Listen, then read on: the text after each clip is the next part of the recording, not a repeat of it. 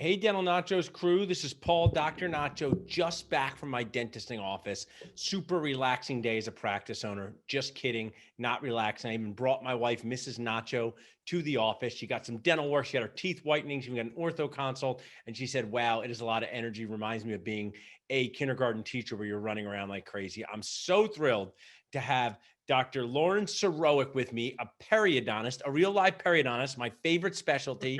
She's going to share with us her life as a periodontist, practice owner, and mom. Lauren, thanks so much for being here. Where are you coming? We're going to let everybody, there's like a million people watching in just a few minutes. Where are you talking to us from today? I'm in Metro Detroit. Awesome. So you're in the Metro Detroit area. And I always like, people always ask on podcasts and videos, tell me the start. I don't want to know the start. I want one of those movies like Go or Mulholland Drive, no one understood, or Memento, where we start now and we go back. So tell me about today and a day in your life as a practice owner, periodontist, and mom. You can go with this week. Our audience would love to hear a real life periodontist sharing her story. So, as Paul said, I'm a practice owner. I'm a mom. I'm a periodontist. You know, and today, for example, I got up. I went in the office by 6:30.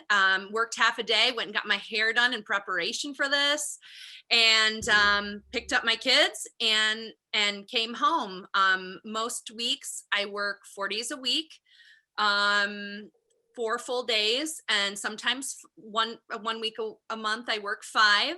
And I have an awesome partner that I get to work with, and an awesome associate, and it's a That's awesome. blast. That's really great. I see someone in the chat whose name is so much like mine, who I've talked to on Facebook Messenger many a times, and she's becoming a periodontist. I'm so proud of her to leave the field of full contact arts and crafts. Never once again will this person whose name sounds a lot like mine have to deal with the ring thing flying off the tooth for a class two.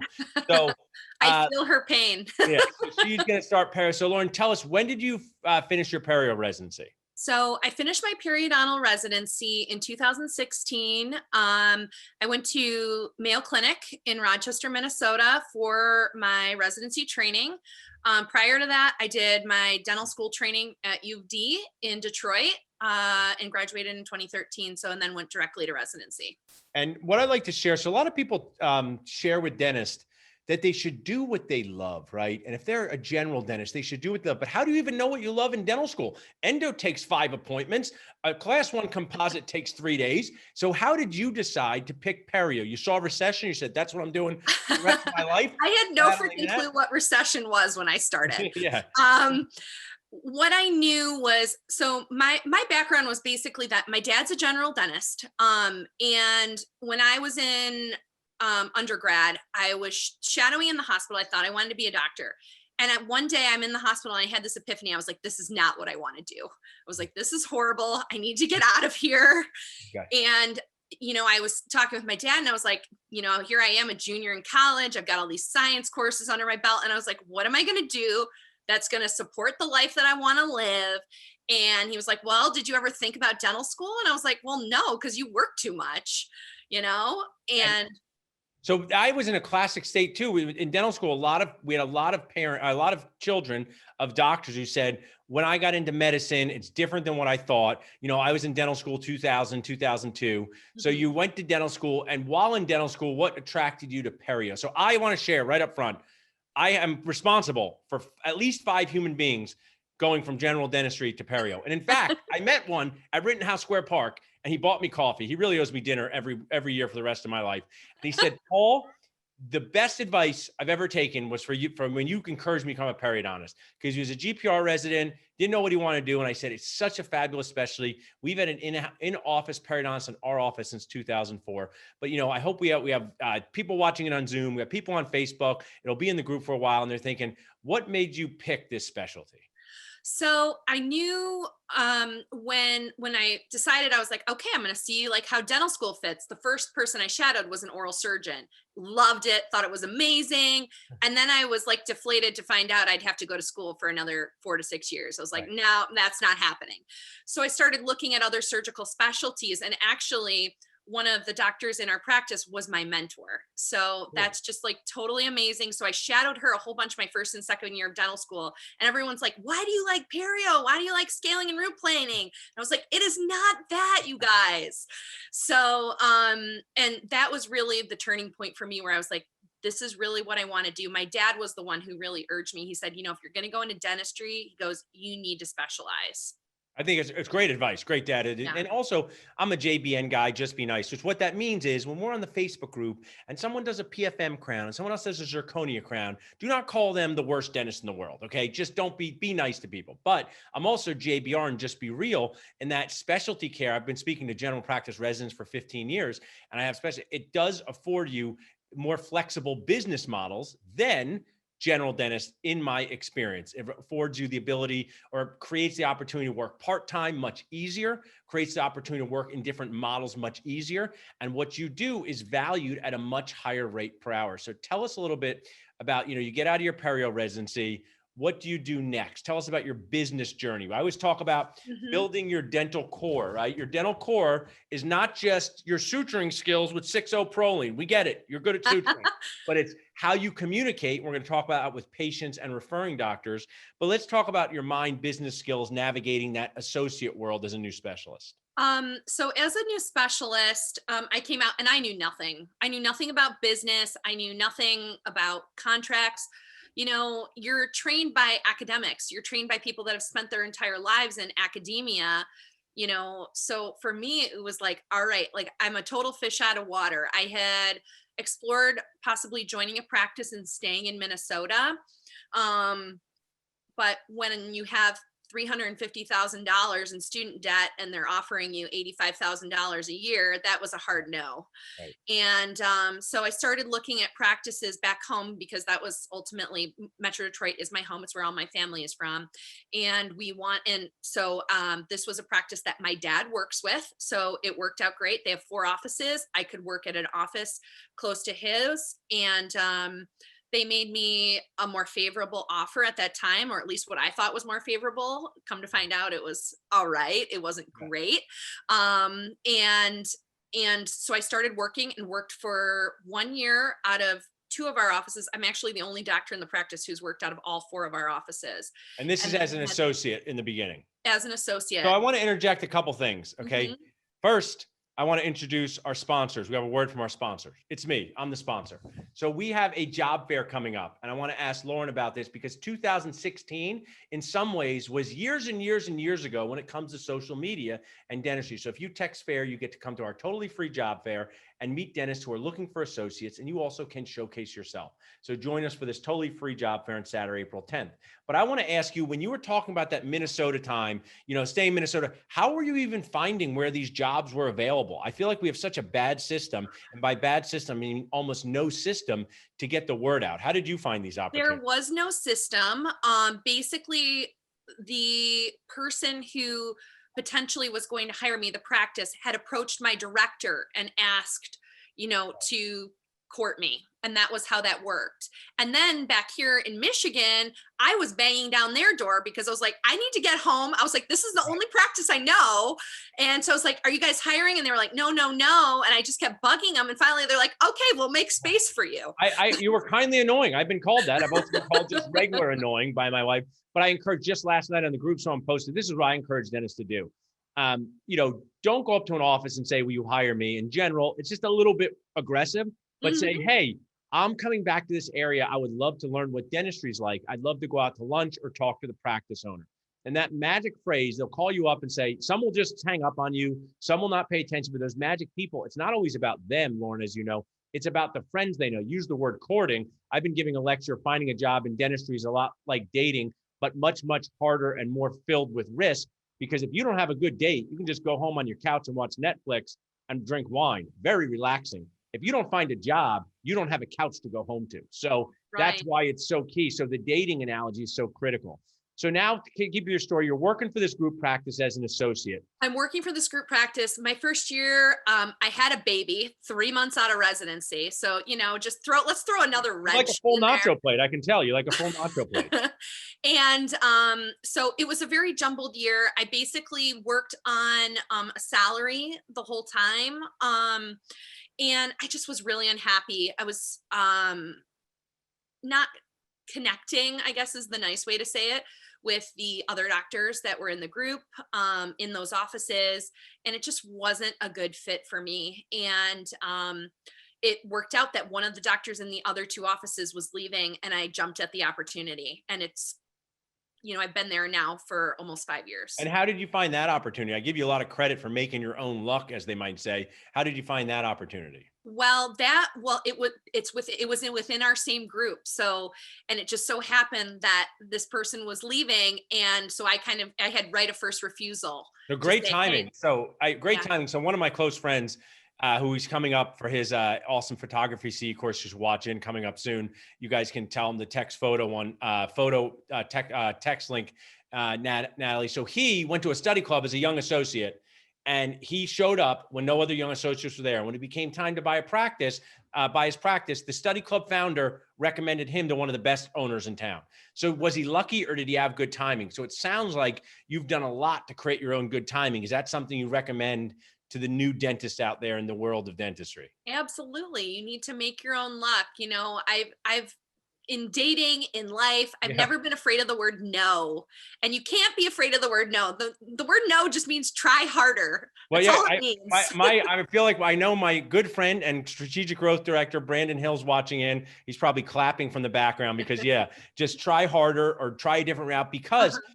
especially when it comes to trying to find a job or a practice, these are Mhm. such big decisions that Mhm. it can be frustrating, but you can find a golden opportunity that you never would have found by literally putting your face out there. And now with social media, you can put your face out there in so many different ways. So now we're in your story. You're an associate. Before we get on to owning a practice, tell the audience, they're watching live or later. And this is what I can't relate to this, because I started in private practice in 2004. Okay. But you started in 2016.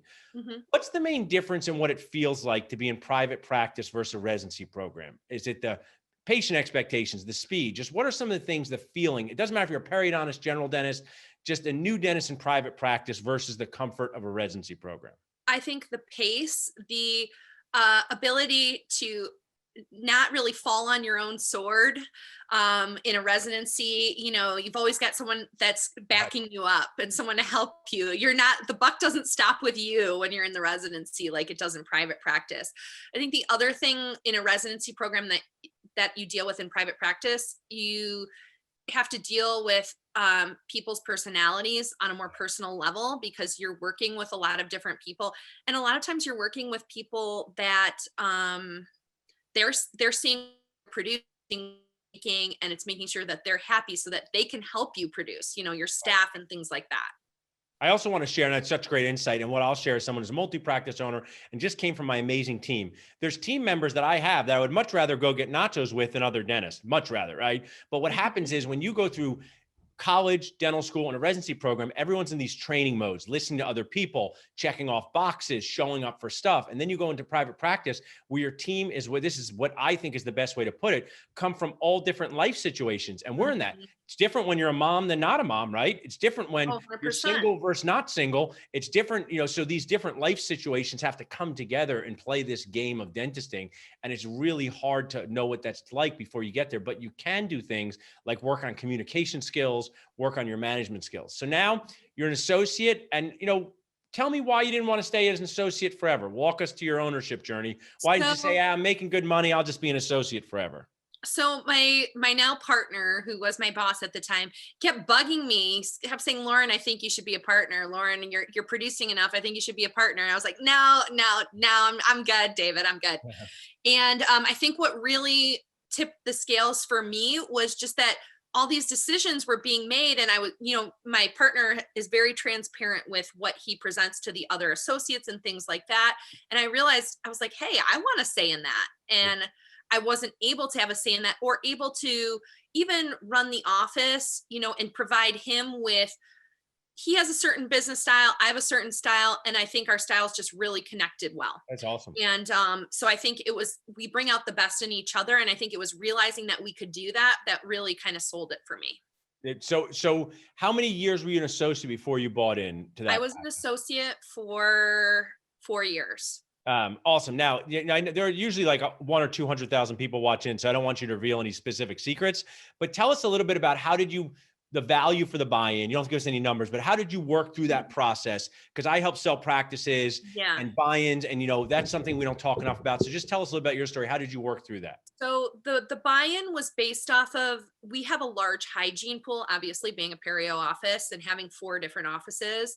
We have a large hygiene pool from previous providers in our practice, and that is basically what is being sold. You're being sold a portion of that hygiene pool, because really in the practice you eat what you kill. The associates, you get a small amount, but not terrible amount. It's really that hygiene pool that's your little gold mine. The buildings are held in a separate LLC, so I wasn't I haven't necessarily been privy to those yet, because guess what, those were purchased separately by Yeah. the other 2 partners. One day they might want to sell part of that, though. What's interesting in all of this is, none of these assets are worth anything if you never sell them. So it's, even you as this practice owner, you're generating a ton of revenue, for yourself. It's great to be an owner, but eventually there is an end game to sell a portion of what you do to someone else, just like you bought in, and learning more about that journey is so important. So Right. tell us, you went from dental student, perio resident, associate. Mhm. What changed when you became the owner, whether it was emotional, mental, annoyance wise, fun wise? What are some things that are different about being an owner of a place when you walk in versus Well, being an hell, let me associate? tell you, I signed the paperwork and a month later we were in a global pandemic. So that was, Right. number one, thinking I'll never work again. I just signed my life away. And now what do I do? Um, but I think the biggest difference is, I have a lot of pride, and I think I take things more personally, for better and for worse. Like you texted me that thing earlier today, and it was like crying on the inside, and I'm not good at crying on the inside. I gotta learn to cry on the inside. I would say, just the biggest thing is that I tend to be more approachable. So for me, in our practice, the ladies at our office tend to approach me with their Yeah. problems and shoulder me with that burden versus It's a double-edged sword, the right? partner. That's what. Right. So we have one of my other perio mentees watching in here. He was a general dentist, but he gave up on denture impression. So we have people on Facebook and people on Zoom. If you have any questions for the awesome Dr. Lauren about the perio journey, or questions for me, just put them in the chat, or I can see on my phone here. Natalie is passing out prizes. 2 of your periodontal colleagues, Dr. Dimitri and Dr. Fadi, are awesome. They put together a soft tissue grafting course that you can rent for free. These guys are totally, totally amazing periodontists, and people have to get you connected, Lauren, because they're great. Yeah. So now you're a practice owner of this periodontal office. You're a partner with another dentist. Let's talk about this. It's spicy toppings. What are some things that, you could talk on the journey from signing an associate contract to running a practice? What are some things that you wish you did differently, you wish you had somebody to tell you about, or just to watch out for, that you said, I'm glad I didn't step into this? Right. I think the biggest, like, not to get like Meghan Markle here on you, but I think the biggest thing is really knowing your worth and knowing, what is reasonable. I didn't really realize what was reasonable until I was able to see all the associate contracts as an owner. Right. What I was offered was not the same as what my colleagues may have negotiated. And so I think that was a big factor for me. And in particular, where I was like really dinged, was what I was collecting off of the patients for hygiene, which is, when that pool of money ends up being, $7,000-8,000 every month, but you're only seeing 10% of that. That's not really that great, and the rest is going to the practice. Yeah, really great insight there. And Mhm. you talked about buying a practice during a pandemic, and the pandemic has influenced all of us. So let me ask you more about you're over 50% of dental students are female, right? Much Mhm. different than my dad's generation of dentistry. I go to sell practices. If I've sold 20 plus practices, I've sold practices for 2 females out of 20. So at the end of the day, right now, most practice owners are male. This is shifting.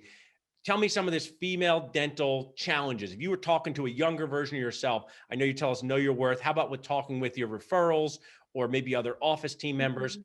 What are ways to manage their expectations, but also kind of stand up for yourself?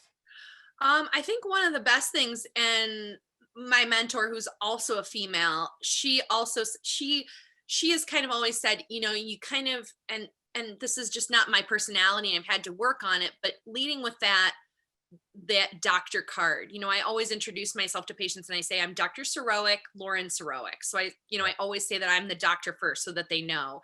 Yeah. Another way, which, my partner as an older male doesn't quite understand, Right. is dressing differently from the staff, because otherwise you walk in and Right.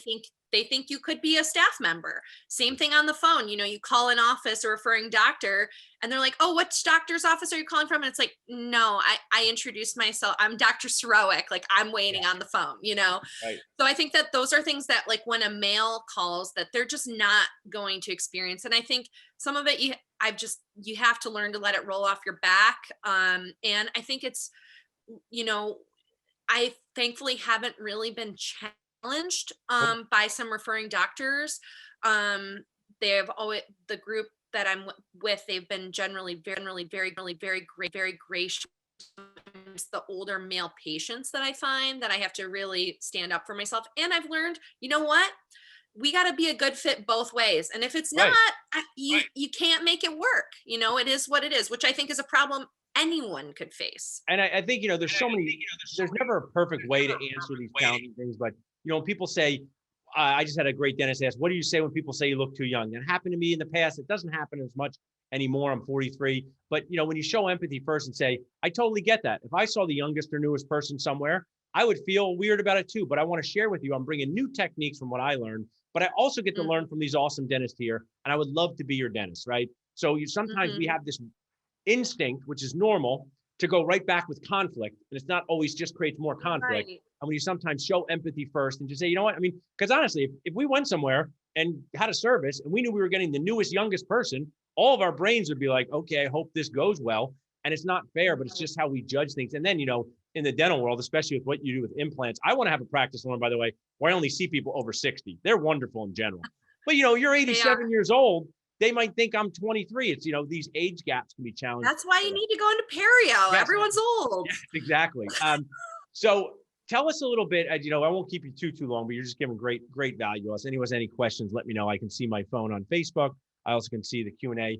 But how about this? I joke a lot about how great it would be to be a periodontist or an endodontist. Endodontists have no hygiene checks, never worry about contacts. I was joking. We need Jeff on here. Where's Jeff? Yes, I know. They can tag Jeff in the comments. He's always good for a spicy comment. Today I was restoring an implant that was placed by an oral surgeon, and it was fun. I said to the patient, see how easy the job is to just put the titanium thing is? There's no contacts, there's no this. But I know there's challenges being a specialist because your revenue driver is other dentists. So what are some ways in working with other dentists? And if you're a GP out there, what's a way to be a good referral? Tell us a little bit about that referral relationship. We've really cultivated, 95% of our practice is referral based. It's heavily referral based. The main implants that are placed in the Detroit area are Zimmer. And that has been a huge driver for our practice in that we are able to take general dentists, referring doctors in our area to different seminars throughout the US. And basically between Zimmer and our practice, we foot the bill for these general dentists to go and have free CE for a weekend. And it's a great way for us to get to know them, for us to and more on a personal level, not just like, oh, let's go have a blind date lunch, which let me tell you, my first year in the offices I currently work at, I literally ate lunch out with someone every day. Yeah. Every day I was out to lunch, getting to know everyone. And, I think it just helps personalize things and helps put a name to the face. For the GPs, a lot of times with the referrals we don't get enough information. The more information you can provide us, the better. I know when I write an endo referral or an ortho referral or occasionally an oral surgery referral, I am writing paragraphs. I'm calling them on the phone. I want them to know, really what I'm seeing so that there's no questions when they see the That's patient. really awesome advice. I mean, it's more about this ABC, always be communicating. When I talk to dentists, the words part is the hardest part of life. I mean, if anybody wants to link it, How to Speak by Patrick Winston is one of my favorite YouTube clips. It has 3 million views, MIT professor sharing. the way you speak in life determines your success. I mean, it's, the way you speak, and that can be to teams, to patients, referring dentists, so important. So now I have a spicy coaching question for us, because one of my good friends just bought a practice, and he just posted while I was getting my kids ready so I could do this. So there's two sides to every story. Then there's the truth. And I know we all play those telephone games where you start on one end and the message gets jumbled. So I'm not saying that patients are always right, but let's just say for this argument that this is all accurate, this scenario. And you tell us, Lauren, what you would do. So this GP was doing questionably restorable tooth and might need crown lengthening. Referred the patient to periodontist A. Periodontist did not go to periodontist A, just skipped it and went to periodontist B, someone their friend knew. At periodontist B, they said they could do the crown lengthening, but per this GP, let's just read this accurate, that periodontist B referred the patient to a different restorative dentist. So now this owner's saying, I'm so upset. What should I do? I'm a new owner. People are saying, talk to him. People are saying, don't refer to this person ever again. What would you do? And what do you say if patients do ask you about their restorative dentist? Because that must be a sticky situation to get into. Yeah, I try to stay out of that as best I can, of course, but I always back them up. That's our job. Our job really isn't to I don't refer them to I don't refer people to other people unless they ask me. And usually what I'll do in that case, like if they say, I'm unhappy with my general dentist, I really want to see someone else, or I saw them one time and I don't really want to go back. A lot of times what I'll do is I'll send a letter to the referring doctor and just say that they've asked me. I feel like I've got to be honest, Paul, I'm not a very confrontational person. Confrontation really makes me squeamish. So I find that that's a kind way to make sure everyone is informed, but really, you're just bottom line is that person in the chair is the most important to me, and it's their choice where they choose to go. What you said before was important. It's got to be a fit both ways. So I don't want to see people that don't want to see me, but your advice there is you would give me a heads up and say, hey, Jim Smith said, is there any way you could repair this? Because your relationship long-term is going to be with that GP, and there'll be many Jims come and go, and lack of communication. I'm sure this probably is a miscommunication, as most things are, but now we have a new practice owner who's upset, thinks he's missing out on 2 crowns, which can be frustrating. The patient obviously doesn't sound easy. I do have to say, never in the history of my life, when I've referred someone, I actually have lists of specialists, by the way. So I have like 3 or 4. So I say, these are 3 or 4 options. When they come from their sister's brother's uncle, never been a good scenario. I went to this oral surgeon that my wife knew from camp. I go, this is not going to be good. And the reason it's never good. It's not because that oral surgeon isn't a good oral surgeon. It's because that patient either didn't trust me enough or couldn't follow the directions enough. And now we have a problem there. So I appreciate you sharing that. Let's just wrap up in a couple minutes here, Lauren. I want to just give you an opportunity. Is there anything that you wanted to share that we didn't get to? You've shared so much awesome stuff, being in a group practice, what to look out for contracts, knowing your worth. I will ask this. How did you handle maternity leave, either as an associate, I know, or maybe not as a practitioner yet? How did they actually logistically handle it with your patients? So we're fortunate that we have, we have 6 doctors in the group. So we were able to make that work. Unfortunately for my partner, it was a bit harder on him because he was finagling. Him and I are the 2, we work mainly out of 2 offices. So finagling that was a bit tricky. But what I did, which was maybe a mistake on my part, was I told him at about 6 weeks, just so that he would have as much time as he needed to get things organized. And he spilled the beans to the whole practice. It all worked out. It's all good. But yeah, I think, just making sure that for me, I was fortunate that there was other doctors to be able to cover that. This is a real challenge in solo GPs or solo dentists. I mean, I have an awesome practice run by an amazing associate. And if she was out for 4 months because she just wanted to go learn a new skill and come back, that would throw us into turmoil because we wouldn't have someone to do the work. Yeah. And for both of my maternity leaves, I only took about 6 to 8 weeks and then worked part-time for a few weeks to kind of get my feet wet, and then really went rearing back. You're a perio warrior. Recession isn't going to fix itself. You got to get back there. What is your favorite perio procedure or procedure in the office? Implant placement, soft tissue grafting, osseous surgery? I mean, I love a good implant, but I think why you go into perio is that soft tissue surgery. You guys go nuts. That delicate finesse, I think is just so much fun. It's the, like, you ever see those full mouth rehab cases by those amazing dentists like Coyce and Spears? Always like, the teeth are nubs. Now they're not nubs. Nubs, not nubs. Now on Instagram with perio, no gum tissue, no gum tissue before. So I like that. Well, you are awesome. Or if somebody's watching this now or in the future and they want to reach out to you just to learn more or get some insight for you, is there a good way for them to reach out to you? Sure, absolutely. They can reach out to me either via email or via my cell phone. I'm always available. Awesome. And Paul, I think you have that Yeah. What's information. your practice website in case people wanted to check it out? It's periodonticassociates.com. Awesome. I always like going to the website. You can reach out to us, salsa@dentalnachos.com, and just say connect with the awesome Dr. Lauren. Well, I so appreciate your time. Hang around for a minute. I'm going to take us off of Facebook Live. Facebook Live, Dental Nachos crew, enjoy. We'll hang here on Zoom.